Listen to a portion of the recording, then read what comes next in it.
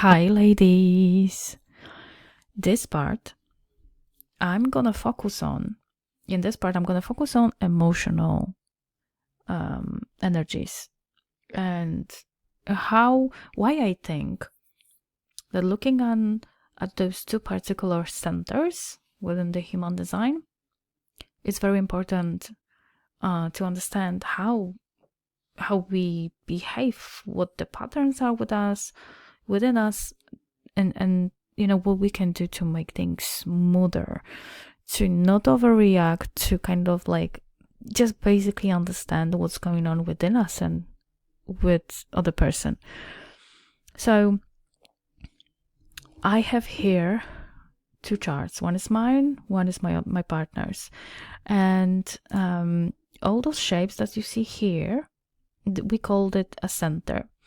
So they are loosely connected with chakras in normal, Hindu system. And solar plexus is that one on the right hand side. Okay. One thing that you will notice is when you generate the chart for your relationship, you will see start from the bat that you will complement each other when it comes to the colors, and like what's present in one person versus what's not in the other. This is as a side note. So for example, like this is my Lucy here. I've got all whites here, and my partner has those things colored in. I've got this colored in, and he's got this white. Obviously, we have things in common that both of us has colored in. However, you will also see this in your own relationship when you create a chart, that you complement each other. It's like a battery. It's like minus charge, negative charge and positive charge. This is how it works. And the purpose of this recording is to talk to you a little bit about the emotional stuff. Sometimes heavy. Sometimes we run away from it because it's too heavy for us to carry, to hold on to and to explore and to even talk about it. But it's very helpful. At least it was super helpful for me to understand like why my patterns were avoidant, why I was like, it was super heavy for me to speak about different and hard situations. So, and obviously things that gonna be looking at is solar plexus, because solar plexus, as you see here, I put the arrows on so you can also see how that looks in your own chart. Solar plexus is responsible for emotions, okay, desires, emotions. And I've got white center and my partner has colored center. Again, this is our dynamic and we're learning how to navigate it. And now I know what to do to make things easier for myself and kind of like what I can do to help him. Because whenever person has solar plexus defined, and I want to mention about this because it's crucial, simply because over 50% of population worldwide has this center defined. And they very likely are very emotional, to the sense that, they experience very high emotional states. Like if you remember the wavelength is like up and down, up and down. They feel like this internally very often. So that's why it's important that we look at it. So I have open solar plexus, white, right? What it means is that I feel very empathetic, right, towards other people. I very easily feel emotions whenever I watch something on the telly, and I'm very often crying because it's so like, oh my gosh. And it's not only obviously hormones, but like I'm just feeling other people's emotions. And what it's difficult sometimes is like recognize, okay, I'm feeling emotional, but is this my emotion, or I'm just like joining somebody else's. It's very easy for me to be influenced by what I see around me. So I can put on, crying movie, or I could be influenced by whatever is being shown in the news, those kind of things, or maybe read a book, and that will drive my emotions. But now I have to ask myself, like, is it my emotions or maybe not? So having this awareness, if it's mine or not, helps me to helps me to distance myself from diving into deep end and thinking that, oh my gosh, this is the most important thing for me to do right now, or maybe to consider, versus maybe it's not mine. What also happens is when I have white solar plexus is obviously this is hiding and this is in the shadow expression, but I used to feel very uncomfortable facing hard conversations, hard situation, speaking up, confronting someone about what I think and feel, and I would do anything to avoid it. I would stay silent. I would just not, push the point. And situation would just grow and grow until it will just it would bomb. And it would be so almost impossible for me to then navigate it. Obviously boundaries here are very important.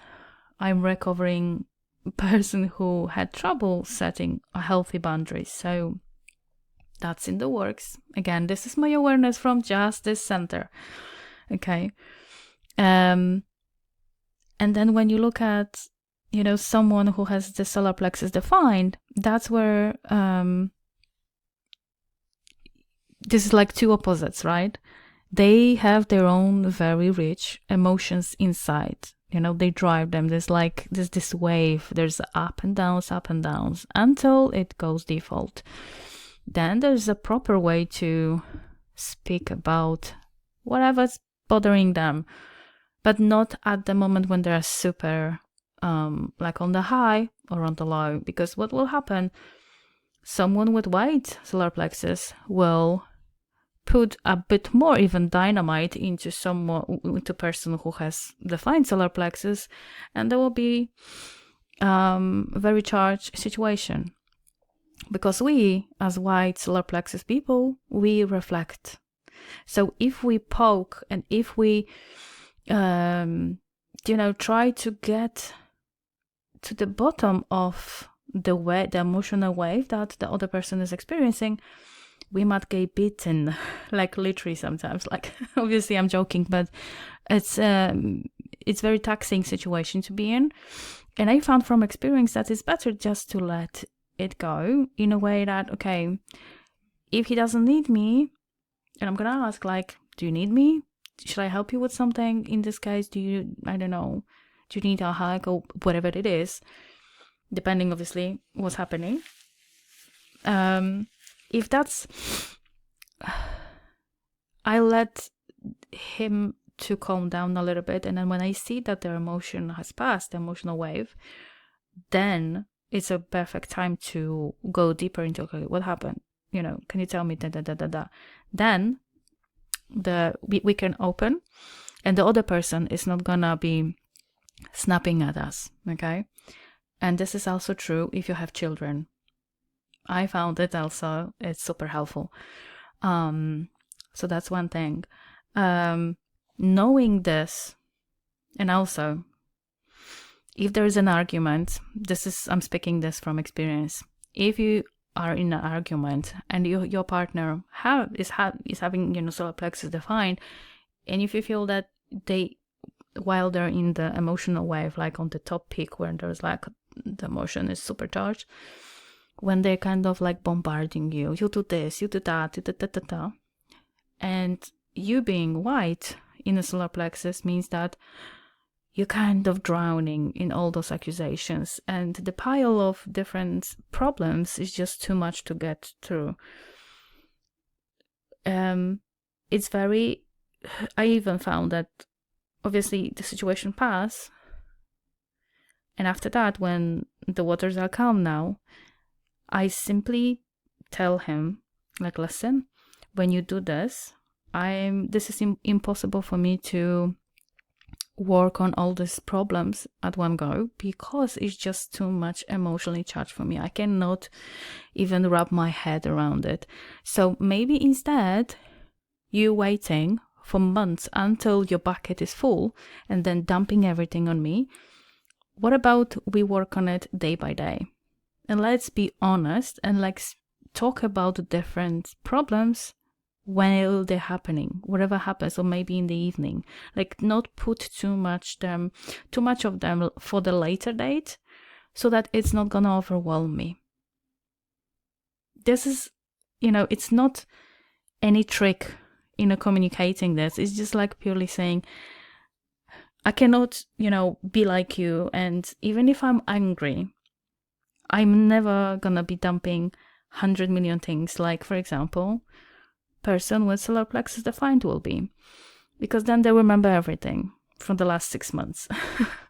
And knowing this dynamic will improve your being together a lot. And even if I feel that, if the other person is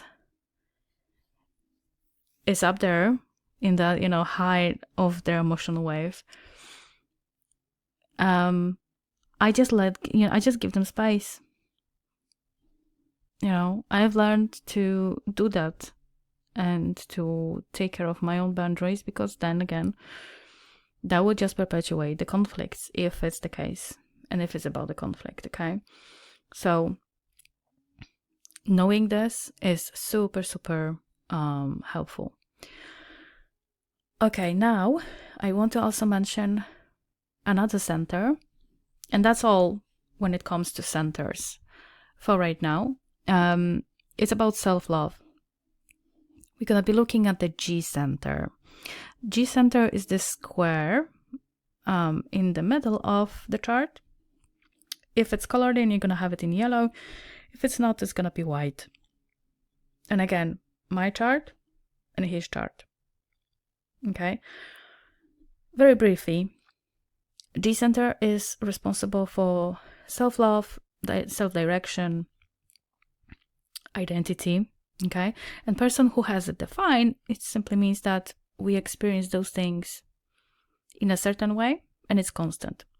Person who has it open, that person experiences those things depending on the environment they are in.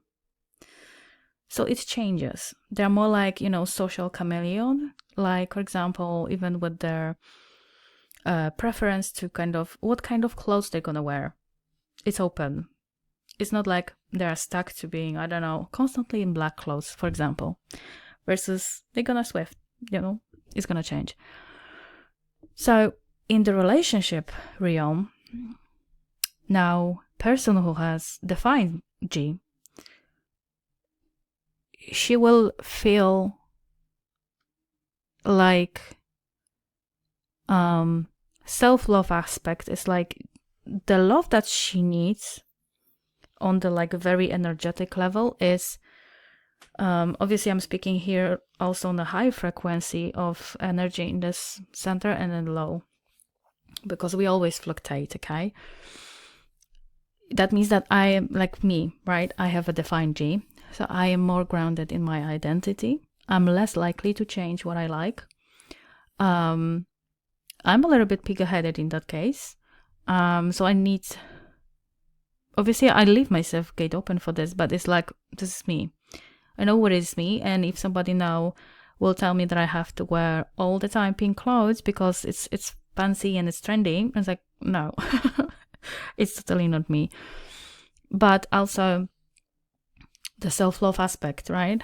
We find naturally that we are not seeking the approval and the kind of like this aspect of having another person that will love us is not as strong for us, because we know that the self-love and you know the motor that will fuel this is within us.